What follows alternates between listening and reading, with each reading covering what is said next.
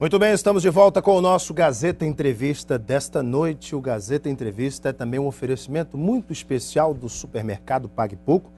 Você quer um show de prêmios? Pois é, então venha conferir a nova promoção do Pague Pouco. É a promoção Tudo em Dobro, em parceria com o Barriga Verde. É o seguinte, você faz suas compras e a partir de R$30 você ganha um cupom e concorre a 2 casas e a 2 carros 0 km.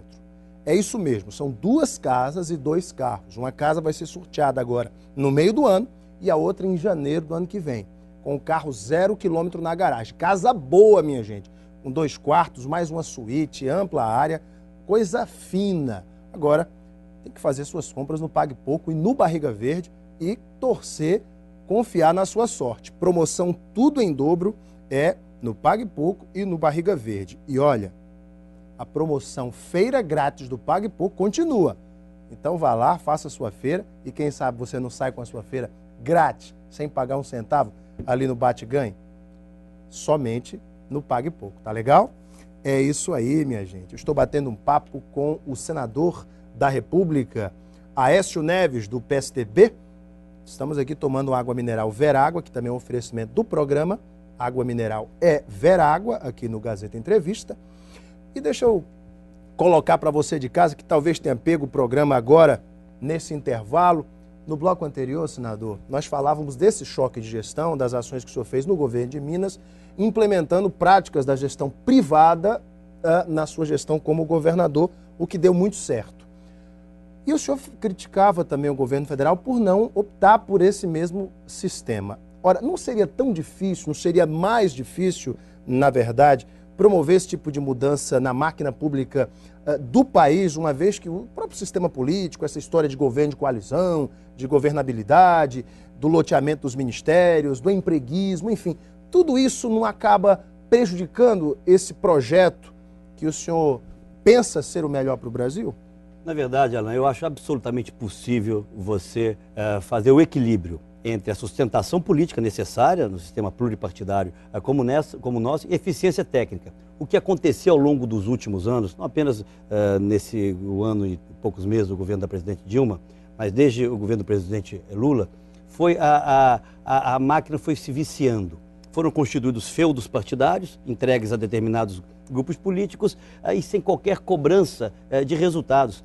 Nós não assistimos se instalar no governo federal nenhuma dessas práticas às quais nós nos referimos aqui, de avaliação, de metas pré-estabelecidas, de transparência clara nas ações públicas. Essa pressão, seja das lideranças sindicais, do funcionalismo, a maioria delas próximas ao PT e sem qualquer afeição a que sejam elas próprias avaliadas, eu enfrentei isso em Minas Gerais, mas o que está faltando hoje é a qualificação do setor público. Era um choque de profissionalismo no setor público. A ineficiência é a nossa marca. O gigantismo da máquina pública não se justifica. Os Estados Unidos têm 15 ministérios, a França tem 18, citando 2 exemplos aqui de países que todos conhecem pela sua importância e sua complexidade. Nós temos 40. A quem que isso serve? Serve aos temas que essas áreas supostamente deveriam defender? Não.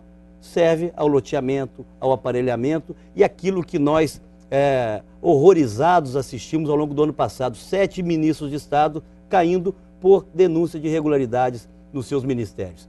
Eu volto a Minas Gerais. Nós tivemos uma ampla base de sustentação, cerca de 12 partidos nos deram sustentação, mas nós não abrimos mão da qualificação. Tivemos um governo, até pela oposição, respeitado como governo que apresentou resultados. Minas passou a ser o estado que mais cresceu do ponto de vista do PIB, da economia no Brasil. Nós crescemos no ano de 2010, enquanto o Brasil cresceu 6,5%, 7%, nós crescemos 11,9%, mais que a China, eu brinco lá em Minas Gerais. Por quê? Porque nós fizemos uma mágica? Não. Porque nós construímos uma estratégia de governabilidade, buscamos remunerar no limite do possível bem o servidor público, mas cobramos deles em contrapartida um serviço de qualidade.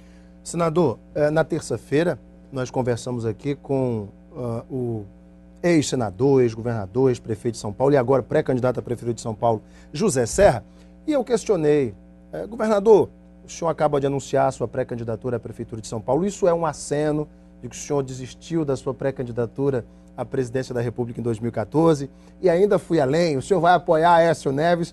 Senti que o governador, eu vou apoiar o candidato indicado pelo PSDB deu uma tergiversada, enfim. O senhor é candidato à presidência da República, o senhor pode contar com o apoio de José Serra? Olha, o companheiro Serra é um companheiro de enormes qualidades. Inclusive o gesto dele de disputar a prefeitura de São Paulo mostra esse desprendimento e essa responsabilidade para com o país. Ele próprio disse, quando anunciou sua decisão, que ali estariam em disputa dois modelos distintos, duas visões distintas de Brasil. Até pela dimensão de São Paulo, né, pela importância política de São Paulo, isso será realidade. Nós, homens públicos, Alan, não somos donos da nossa vida, né? As circunstâncias, muitas vezes, é que movem as nossas decisões. O PSDB, felizmente, tem quadros da estatura de José Serra, de um Geraldo Alckmin, que inclusive já foi nosso candidato e poderá voltar a ser. Governadores de uma geração mais nova, como Beto Richa, que faz um extraordinário trabalho no Paraná, o Marconi Perillo em Goiás. O que eu defendo é que, em primeiro lugar, nós renovemos o discurso do partido. As pessoas têm que olhar para o candidato do PSDB, qualquer que seja ele, seja eu, seja qualquer um desses ou outro companheiro, e veja ali a expectativa de uma coisa nova, enxergue ali algo diferente do que está vendo. Então é renovar o discurso, renovar o candidato também? É renovar o discurso, e aí eu defendo, como já defendia desde a última eleição, as prévias partidárias. Eu acho que as prévias são um instrumento democrático de mobilização do partido. Enquanto o PT faz o caminho inverso, em São Paulo mesmo nós assistimos isso, e mesmo na eleição presidencial, houve uma escolha pessoal do ex-presidente Lula em relação aos candidatos. Nós estamos, mesmo em São Paulo, e queremos no Brasil fazer o caminho da consulta às bases, do fortalecimento dessas bases. E no final de 2013, esse é um time que aqui falo para você em primeira mão, que acho mais adequado, no final do ano de 2013, nós possamos fazer essa consulta às bases do partido para que amanheçamos o ano de 2014, o ano eleitoral, aí sim, com uma candidatura colocada lá. Mas essa candidatura tem que trazer em torno de si ideias novas, na área da segurança, da saúde, da infraestrutura, da gestão do Estado. Esse choque de gestão tem que chegar no plano federal. Então nós teremos esse ano eleitoral para discutir essas teses, o ano de 2013 para aprofundá-las, e aí em 2014 nós estaremos em condições, inclusive, de buscar novas e importantes alianças que possam permitir que esse ciclo de governo do PT se encerre. E acho que será bom para o Brasil que ele se encerre, sem negar a ele virtudes e méritos ao longo dessa caminhada. Eu não acho, como eu disse a você aqui, que só porque o partido é meu adversário só tem coisas ruins. Só tem coisas ruins, né? Só tem defeitos, não tem virtudes.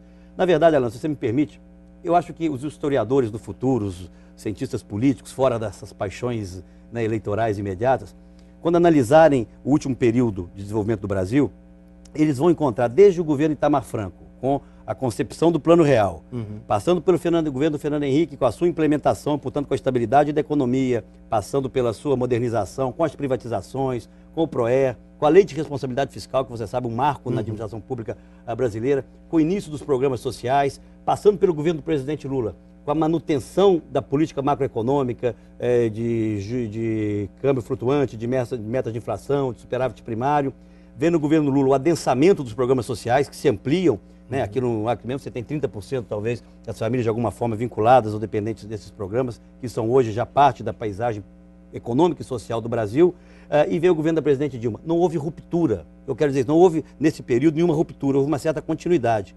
Agora, o que acontece? O governo do PT, o governo da presidente Dilma, perdeu a capacidade de iniciativa. Nós terminamos o primeiro ano de governo, o ano mais fértil para qualquer governo tomar as grandes iniciativas.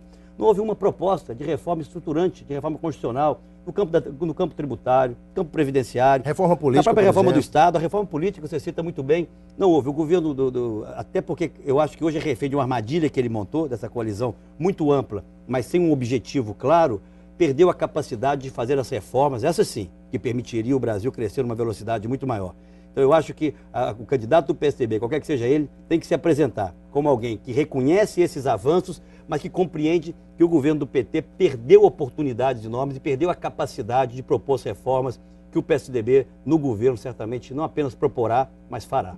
Alguns críticos, notadamente formadores de opinião paulistas, dizem que o senhor faz uma oposição moderada a Dilma Rousseff. Inclusive opiniões veladas de tucanos paulistas a respeito disso. Gostaria de saber se isso é uma estratégia, o senhor já vislumbra esses votos aí, que seriam de Dilma em 2014, então o senhor faz uma oposição mais moderada. Aliás, o senhor inclusive tem um parceiro nisso daí, que é o deputado federal Márcio Bittar, que também faz uma oposição moderada lá na Câmara, não é, digamos, tão visceral, e já recebeu até críticas aqui no Acre por conta disso. É estratégia política, senador? Olha, nós todos temos o nosso estilo, né? Você dizia, né? O homem é suas circunstâncias. Eu, quando ouço essas críticas e as recebo com muita naturalidade, de forma absolutamente democrática, eu digo, olha, só não se surpreendam com essa minha postura. Discordem dela, mas não se surpreendam, porque é a postura da minha vida, da minha história. Eu fui um homem de convergência, um homem de entendimentos. As críticas que eu farei jamais serão as críticas pessoais, da ofensa. Eu acho que essas não constroem. Mas a crítica contundente, e acho que é a que vai nos levar ao governo, é aquela que demonstra que o governo federal, por exemplo, abdicou da sua responsabilidade com a saúde pública no Brasil. Enquanto os estados gastam 12%, os municípios 15% da sua receita, o governo federal se negou a gastar 10% da sua receita, mesmo que isso ao longo de alguns anos. Quando nós assistimos hoje aos dados que mostram que 85% do que é investido em segurança pública no Brasil é investido pelos estados e municípios, e o governo federal praticamente omisso nessa questão. Na saúde que eu falava agora, o dado tem que ser dito para que as pessoas reflitam sobre para onde nós estamos indo. Há 10 anos atrás, o governo federal participava com 58% do total dos gastos com saúde. Eu falo em saúde porque esse é o maior de todos os dramas da população brasileira. O governo federal entrava com 58%, estados mais municípios 42%. Passaram-se 10 anos de governo do PT, inverteu-se. O governo, essa curva, o governo federal gasta apenas 42% a 43%, e os estados e municípios, que são os mais atingidos pela ausência de recursos, passam a gastar 57%, 58%. E onde está a concentração de receitas? Na União. Nós estamos vivendo no Brasil quase que num estado unitário, onde as decisões são absolutamente centralizadas. Aqui no Acre vocês sentem isso, né? A ausência de investimentos é muito grande. No governo do presidente Fernando Henrique, principalmente no segundo mandato, onde eu fui seu líder na Câmara dos Deputados, eu me lembro que a média anual era de 350 milhões de reais de recursos espontâneos, livres, que vinham, não os recursos obrigatórios constitucionais, que vinham para o estado do Acre. Me deram um dado de 2010 e eu não acreditei, mas fui confirmar, era verdadeiro. 80 milhões de reais chegaram ao estado do Acre. Então, não há, por parte do governo federal, uma generosa visão federativa. A federação, Alain, está acabando no Brasil. Federação é hoje uma expressão solta numa folha de papel. Por isso que se fala tanto em pacto federativo, o fim das guerras fiscais, uma ampla reforma... Renegociação de dívidas. Exato. E aí entra essa questão também da distribuição dos royalties. Mas vou dar uma paradinha para intervalo. Quando a entrevista é boa assim, a gente corre nem vê o tempo passar. No próximo bloco, Aécio Neves nos fala de Código Florestal, de royalties do pré-sal e de política com uma pitadinha de pimenta. Daqui a pouquinho, logo após o intervalo, você não pode perder. Até já.